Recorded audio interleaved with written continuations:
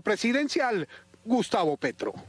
Según las cuentas del Ministerio de Hacienda, la reforma tributaria aumentaría el ingreso del 10% más pobre de la población y el 10% más rico perdería el 4% de sus ingresos. Juliana Ramírez. Mónica, pero el grueso del recaudo no estaría ni en el primer ni en el último 10%, sino en la clase media, que son cerca de 15 millones de personas y sobre cuyos hombros además estará también la reactivación del país.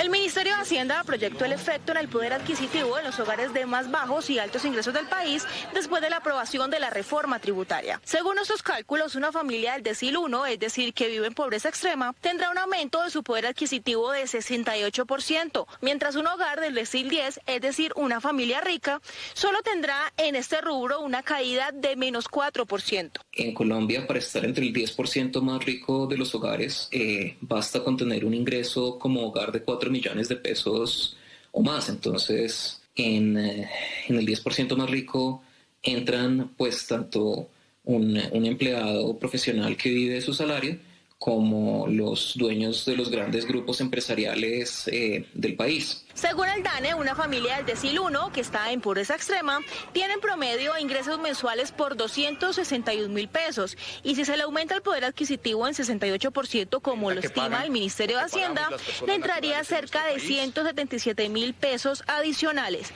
Las familias ubicadas en el decil 10 tienen en promedio ingresos mensuales de 8.869.000 pesos. Y si se le reduce el poder adquisitivo en menos 4%, esto sería equivalente a 354.000 pesos. Es decir, se disminuyen los ingresos a los más ricos para darles esas compensaciones a través de transferencias a personas en condición de pobreza y aún así quedan recursos para arreglar el lío fiscal en el que está el país. Hay algo que creo que es revolucionario desde un punto de vista social y es la implementación de una renta básica universal por medio del ingreso solidario.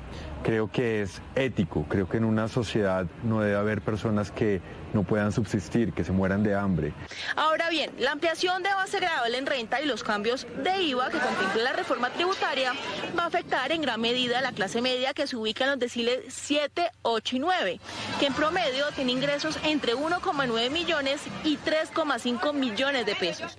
Sin embargo, en los cálculos del Ministerio de Hacienda, estas familias solo van a perder entre menos 1% y menos 2% su poder adquisitivo. Es muy injusto que en medio de esta fuerte crisis sean precisamente ellos los que tengan que pagar más. Además que tampoco es una buena política de reactivación.